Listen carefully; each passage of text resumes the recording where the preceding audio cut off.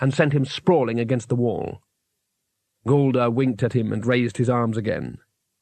"To me, O spirits of—" There was a thunderclap, an implosion of light, and a moment of complete physical uncertainty, during which even the walls seemed to turn in on themselves. Trumon heard a sharp intake of breath, and then a dull, solid thump. The room was suddenly silent. After a few minutes, Trumon crawled out from behind a chair and dusted himself off. He whistled a few bars of nothing much and turned towards the door with exaggerated care, looking at the ceiling as if he'd never seen it before. He moved in a way that suggested he was attempting the world speed record for the nonchalant walk. The luggage squatted in the centre of the circle and opened its lid. Trumon stopped. He turned very, very carefully, dreading what he might see. The luggage seemed to contain some clean laundry, smelling slightly of lavender. Somehow it was quite the most terrifying thing the wizard had ever seen. "Well, he said, you wouldn't have seen another wizard around here, by any chance?" The luggage contrived to look more menacing. "Oh," said Trumon. "Well, fine. It doesn't matter." He pulled vaguely at the hem of his robe, and took a brief interest in the detail of its stitching. When he looked up, the horrible box was still there. "Goodbye," he said, and ran. He managed to get through the door just in time.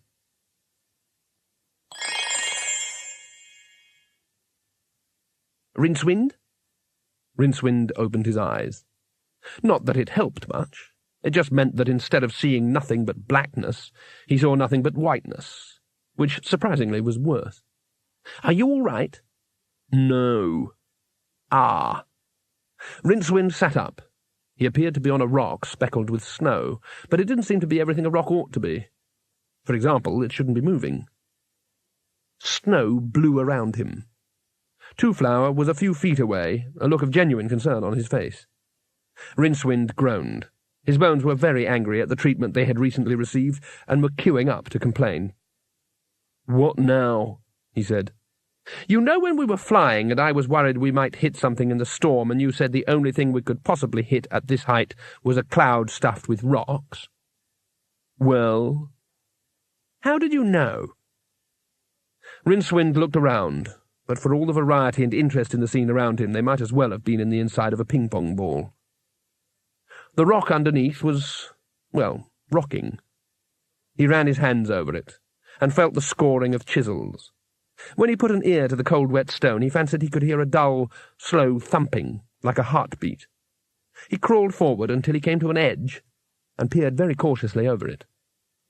At that moment, the rock must have been passing over a break in the clouds, because he caught a dim but horribly distant view of jagged-edged mountain peaks. They were a long way down. He gurgled incoherently and inched his way backwards. "This is ridiculous," he told Twoflower. "Rocks don't fly. They're noted for not doing it." "Maybe they would if they could," said Twoflower. "Perhaps this one just found out how." "Let's hope it doesn't forget again," said Rincewind.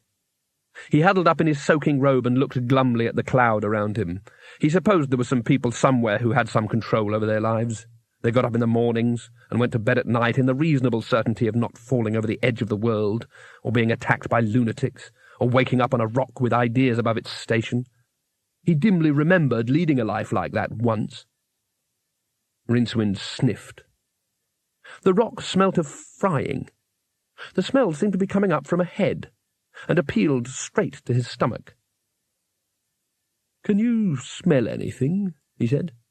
"I think it's bacon," said Twoflower. "I hope it's bacon," said Rincewind, "because I'm going to eat it." He stood up on the trembling stone and tottered forward into the clouds, peering through the wet gloom.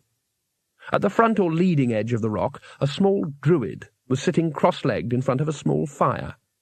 A square of oilskin was tied across his head and knotted under his chin. He was poking at a pan of bacon with an ornamental sickle. Said Rincewind.